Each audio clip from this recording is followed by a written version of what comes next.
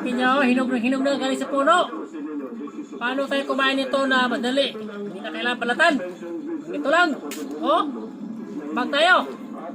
Ito lang kaibigan, pag-share ang video. Kung gusto nyo ito usapin, easy to eating. Tapos, imura ng hiwakon pa anak. Ano? Yan. Bridge code. Itong bridge code na to, nakabase sa American code. Oh. Hindi naman lahat ng Tapos tulay iwa-iwain. delikado sa Wap, putol. Kasi yung karamihan ng tulay na Oh. nagsilang, tapos kung Una. mataas yung research Oh, strength kanta, ng labi kayo. design namin. Kaya nakakaya niya yung overloaded. Pero yung mahaba na bakal, Tabis. kahit na bago, Butang. 100 tonner na truck ang dumaan, Oh. hindi talaga siya kakayanin. Ah. Parang hindi po kayo apektado dun sa mga kontrobersya, mga Marami kayo, kaibigan. mga binabato sa inyong puna. Meron naman kami. Oo, hindi ko na isa.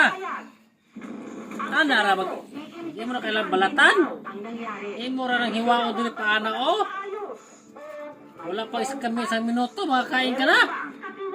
Oh, gusto mong hiwa-hiwain, oh. We will try also to see what is the liability of Intake pin niya. the truck driver or the truck Ah. owners. Kasi pumasok sila doon, only light vehicles were allowed. May announcement po. Sabi ka tabis. Naka-skill on both ends of the bridge.